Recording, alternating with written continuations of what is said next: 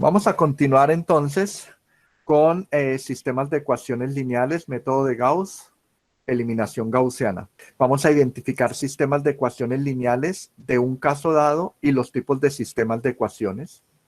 Reconocer variables básicas, variables libres en un sistema de ecuaciones lineales y vamos a solucionar ecuaciones lineales por el método de Gauss aplicando sustitución regresiva. Esto ya sabemos que son ecuaciones, que se tienen que escribir las ecuaciones en forma matricial y que el sistema o el método de Gauss consiste en partir de un sistema matricial, aplicar operaciones elementales fila hasta llegar a un sistema reducido Ux igual C. Entonces la matriz A se tiene que escalonar y convertir en una matriz U. Y el vector B se convierte en un vector C. Cuando tenemos ese sistema reducido Ux igual C, entonces tenemos que aplicar sustitución regresiva para hallar el valor de las variables. Decíamos que las variables básicas son aquellas que están relacionadas con columnas que tienen pivote y que las variables libres son aquellas que están relacionadas con columnas que no tienen pivote en la matriz U. Y también habíamos visto que la clasificación de los tipos de ecuaciones. Hay tres tipos de ecuaciones: compatibles determinadas, o sea, ecuaciones compatibles determinadas es cuando tienen una sola solución, una única solución, que fue el ejemplo que hicimos en la clase anterior. Las compatibles indeterminadas, que son las que tienen varias soluciones, más de una solución, o sea, cada variable puede tener varias soluciones. Y las incompatibles, que son las que no tienen solución. Hoy vamos a trabajar este segundo tipo de ecuaciones, ecuaciones que son compatibles indeterminadas. Una fábrica de bicicletas En una fábrica de bicicletas se producen tres estilos para dama, caballero y niños. O sea, cada bicicleta pasa por el proceso de cortado, pintado y ensamble. Para producir un lote de bicicletas de dama se necesitan 30 horas para cortarlas, 40 horas para pintarlas y 50 horas para ensamblarlas. Para las de caballero, 50 horas para cortar, 50 horas para pintar y 50 horas para ensamblar. Para las bicicletas de niño, 65 horas para cortar, 40 horas para pintar y 15 horas para ensamblar. ¿Cuáles son las variables en este caso? Las variables serían La hora de los corte. No, no. Las horas de corte no. No, Esos o sea, son... el Pues las departamento de tres. corte, pintura y ensamble. Bueno, yo tengo ese tipo de departamentos. Tengo unos departamentos de ensamble, uno de pintura y uno de corte, ¿cierto? De corte, pintura y ensamble. Tengo tres departamentos. Pero yo tengo que determinar cuántas horas voy a trabajar en cada departamento. Esa es la variable, ¿están seguros? Profe, las variables no serían mujer, hombre y niño. El tipo de bicicletas que yo voy a construir, claro, porque inclusive la pregunta dice, ¿cuántos lotes se pueden producir? Entonces, ¿cuántos lotes de damas para bicicleta? ¿Cuántos lotes de Perdón. ¿Cuántos lotes de bicicletas para dama? ¿Cuántos lotes de bicicleta para caballero? ¿Y cuántos lotes de bicicleta para niños se va a construir? Esas serían mis variables. Esas variables irían en columnas, ¿sí recuerdan? Cantidad de dama, cantidad de caballero y cantidad de niño. Y los que irían en forma horizontal serían los departamentos. Un departamento de cortado sería en forma horizontal, un departamento de pintura y un departamento de ensamble. Ahora, ¿cuántos lotes se deben producir? ¿Cuántas horas se trabaja al día? 8 horas. ¿Y durante cuántos días se va a trabajar? 60 días. O sea, que en cada departamento, ¿cuántas horas se trabaja? Si ustedes se dan cuenta, tanto en el departamento de cortado se está trabajando en una unidad de tiempo que son horas. En la pintura también se trabaja en horas. En ensamble también se trabaja en horas. Pero resulta que cuando me están dando el tiempo disponible de trabajo, me dicen que son 8 horas durante 60 días. O sea que me están dando dos unidades de tiempo, horas y días. lo que debería hacer es convertir cuántas horas voy a trabajar en total. Si trabajo 8 horas diarias y trabajo 60 días, entonces el total de horas que voy a trabajar en cada departamento, ¿cuánto es? 480. Excelente, excelente. Entonces vamos con la tabla. La tabla debería ser algo así más o menos. Sí le dio más o menos lo mismo. Ojo, ¿cuántas bicicletas Sí, de dama? Excelente. ¿Cuántas bicicletas de dama voy a trabajar? Esa es la primera columna, que es la primera variable. ¿Cuántas bicicletas de caballero voy a trabajar? Que es la segunda. ¿Y cuántas bicicletas de niño? Las columnas. Lo otro es los procesos que desarrollo. Un proceso de corte, proceso de pintura y proceso de ensamble. Este 40, ¿qué significa? Que está en la fila 2, columna 1. Profe, una Dime. pregunta, es que yo lo hice al revés, pues puse... Ya. No puede ser así, tiene que ser así como me lo No, muestro. no, no. O sea, está bien que lo hubieras organizado, pero resulta, perdóname, me voy a regresar a la diapositiva 3. Resulta que cuando estamos trabajando con sistemas de ecuaciones, nota que las variables, ¿dónde van? En columnas. ¿Sí te das cuenta? Ya, Entonces, cuando estés organizando, procura de identificar cuáles son las variables para que las coloques en la columna. Está bien que lo hayas organizado, pero para que no te enredes en el momento de formular las ecuaciones, trabájalo todo, las variables en columnas. Es eso básicamente. Ah, listo, profe, gracias, qué pena. No, tranquila, no te preocupes. Bueno, ¿alguien por favor me quiere explicar este 40 qué significa? El de la fila 2, columna 1.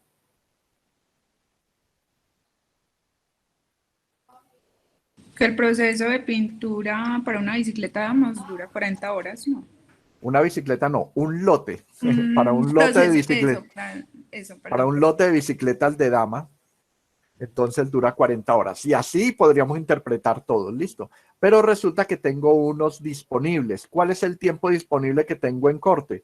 Aquí me están diciendo que son 8 horas diarias por 60 días en cada uno de los departamentos. O sea, el departamento de corte gasta 480 horas. Esto es lo que tengo disponible. Pero este disponible lo tengo que empezar a distribuir en corte para bicicletas de dama, corte para bicicletas de caballero, corte de bicicletas de niño y lo mismo con los otros departamentos.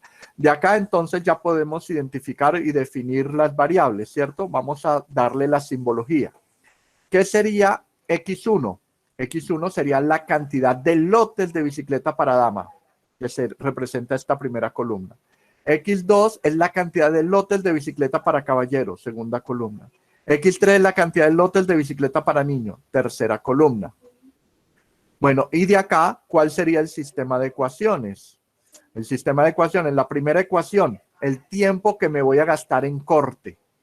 Tengo disponible 480 horas, pero esas 480 horas se va cortando el material para las bicicletas de dama. O sea, 30 horas que me demoro cortando un lote, multiplicado por la cantidad de lotes que voy a sacar para bicicletas de dama, me da entonces todo el tiempo que me voy a dedicar cortando los lotes de bicicleta de dama. El segundo, el 50 horas que me tardo cortando el material para un lote de bicicletas de caballero. Esto es un lote, 50 horas me tardo cortando un lote de bicicletas para caballero. Pero multiplicado por todos los lotes que yo saque, todos los lotes de bicicletas de caballero, ¿qué me daría? El total de horas que me voy a consumir cortando las bicicletas para caballero. Y lo mismo para las bicicletas de niño. Al total, al sumar todo esto, daría todo el tiempo utilizado cortando el material para sacar la cantidad de lotes de bicicleta para dama, caballero y niño. La reflexión es similar en el proceso de pintura. Todo lo que yo utilice pintando los lotes tiene que ser igual al tiempo que tengo disponible. Y lo tercero es el tiempo de ensamble. Todo lo que yo me demore ensamblando los 3 tipos de lotes de bicicleta tiene que ser igual al tiempo que yo tengo disponible. Eso es lo que estoy pagando de mano de obra. ¿Ok? Entonces debemos tener claro lo que significa cada una de las filas, cada una de las ecuaciones. Ahora, ¿qué nos dice el proceso de Gauss? Bueno, que de este sistema de ecuaciones debemos convertirlo en un sistema matricial, pero de este sistema tenemos que empezar a solucionarlo, pero para solucionarlo debo hallar la matriz aumentada, mi matriz aumentada. Estos puntos suspensivos, ¿qué es lo que representan? Simplemente se elimina el vector incógnita y el igual, ¿cierto? Como son variables, se quitan de ahí. Estos puntos están representando esa incógnita y esa igualdad. Y a esta matriz aumentada, a todas estas filas, tengo que empezar a aplicarles operaciones elementales fila. ¿Cuál es el primer pivote?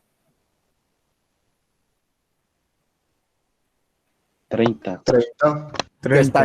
Que está en la fila 1 y columna 1. Para facilitar los cálculos, lo ideal sería convertir ese 30 en un 1, ¿cierto?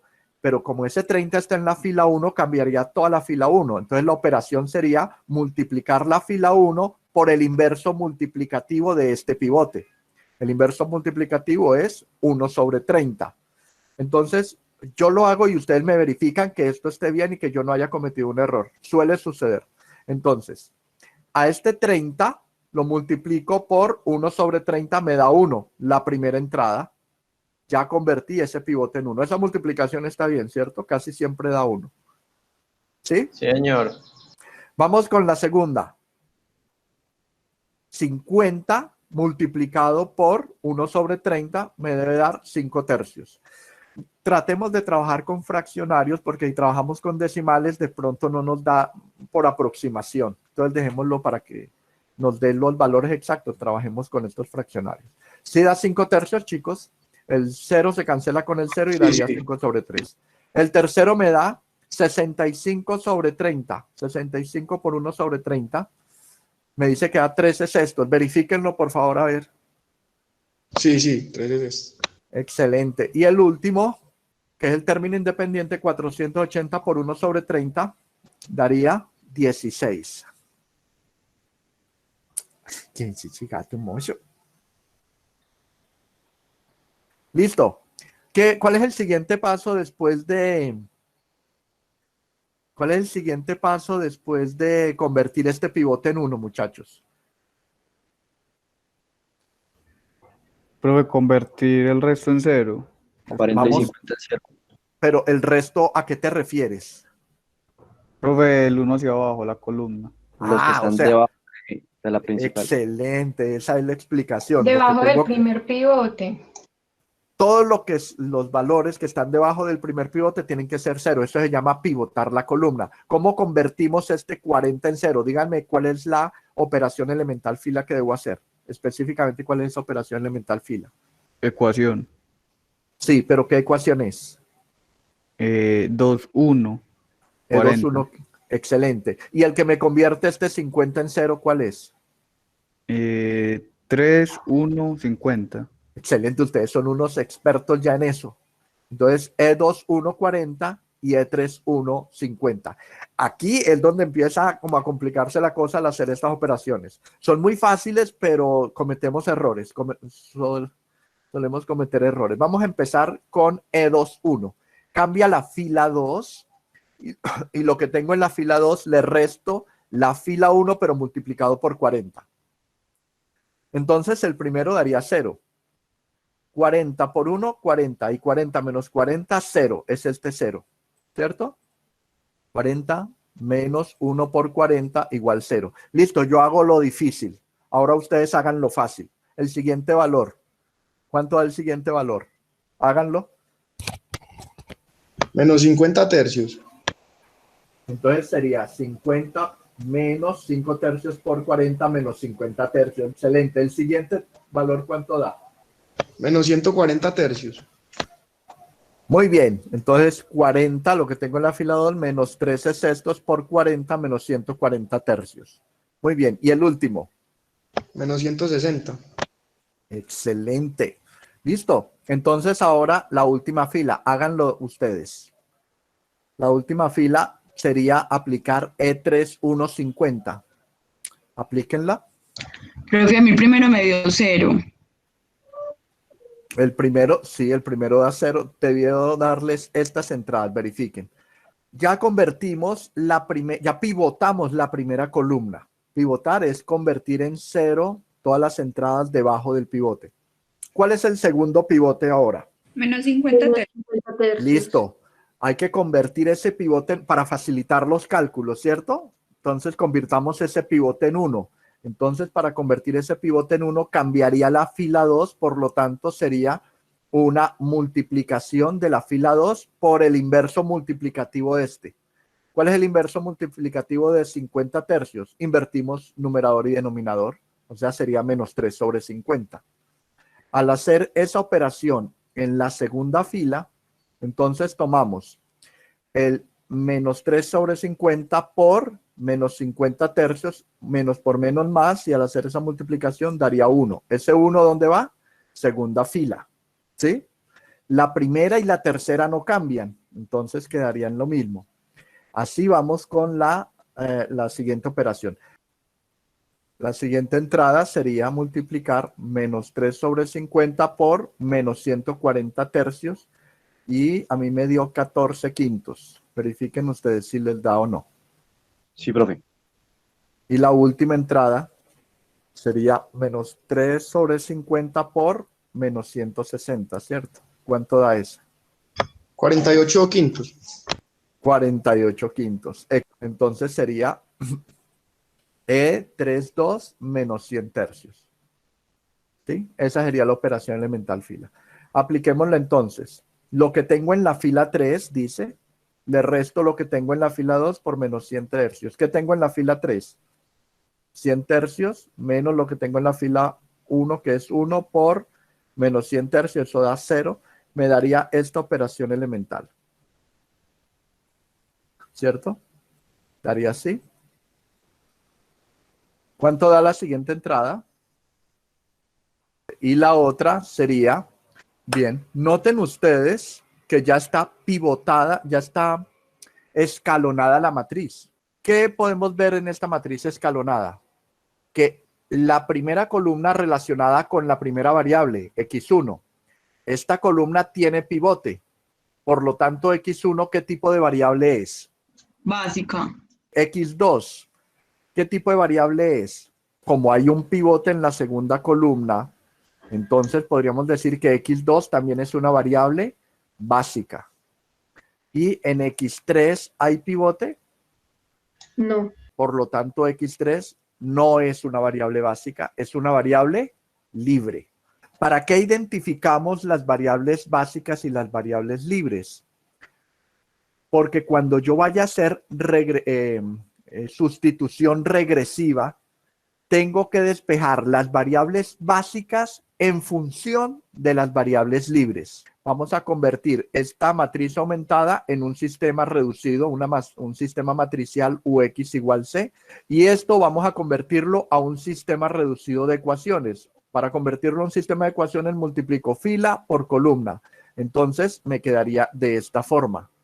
x1 más 5 tercios de x2 más 13 sextos de x3 igual 16. La segunda ecuación, ¿de dónde viene? Multiplicando segunda fila por la columna. 1 por x2 daría x2 y 14 quintos por x3 daría x2 más 14 quintos de x3 igual a 48 quintos. Y la tercera ecuación, ¿cómo quedaría? En este caso, ¿qué podríamos decir? Notemos que para poder resolver esto por sustitución regresiva, el x2, que es una variable básica, tendría que despejarla de esta ecuación, pero en función de x3. O sea que el x3, este 14 quintos de x3 está sumando, pasaría al otro lado a restar. Y para despejar x1 tendría que pasar el x2 al lado derecho y el x3 también al lado derecho, pero reemplazando el x2 a lo que nos dé anteriormente. Entonces empecemos desde acá. ¿Qué podemos decir de la última ecuación? Lo único que puedo concluir es que x3 es igual a x3. Tome el valor que sea. Ahora, de esta ecuación hacemos sustitución regresiva. El x2 quedó en función de x3. Bien, ahora vamos con la primera ecuación. Voy a despejar x1, o sea que todo esto que está a este lado va a pasar a restar al 16. Pero ahora, x2, ya sabemos cuánto vale x2. Recordemos que las variables básicas tienen que estar en función de las variables libres. Pero x1 está en función aquí de x2 y x2 es básica, o sea que debo quitar este x2. ¿Cuánto vale x2? Yo sé que x2 vale 48 quintos menos 14 quintos de x3, o sea, voy a hacer un reemplazo. Aquí lo que tienen que hacer ustedes es simplificar esto. Bueno, a mí me dio esto. x1 igual a 5 medios de x3. ¿Qué valores va a tener este sistema de ecuaciones? El x1, ¿cuánto vale? El x2, ¿cuánto vale? Esas dos variables van a tomar valores dependiendo el valor que yo le dé a x3. Y como x3 es una variable libre, yo puedo darle cualquier valor. En otras palabras, se dice que el sistema es compatible. ¿Compatible por qué? Porque sí hay solución. E indeterminado. ¿Por qué indeterminado? Porque tiene varias soluciones. Pueden tener varias soluciones. ¿Cuáles son las variables básicas? x1 y x2. ¿Y cuál es la variable libre? x3. Vamos a ver algunos ejemplos de posibles soluciones. Si x3 es igual a 0, x2 vale 48 quintos y x1 vale 0. ¿Cuánto valdría x1? ¿Cuál sería la solución si x toma el valor de 2? ¿Cuánto valdría x1, perdón? Profe, daría 5. ¿Y cuánto valdría x2? x3 vale 2. 2 por 14 daría 28 quintos. A 48 quintos le resto 28 quintos. 48 menos 28 daría 20. Y 20 dividido 5, ¿cuánto es? 4, profe. ¿Qué pasa si le damos el valor de menos 5? Esas serían las soluciones. En conclusión, existen infinitas soluciones. Aquí yo solamente di 3 valores para x3. Les di el valor de 0, el valor de 2 y el valor de menos 5, pero en realidad yo puedo darle cualquier valor a x, o sea, existen infinitas soluciones. Para todo x3 que sea un número real, se obtienen valores de x1 y x2 que también son reales.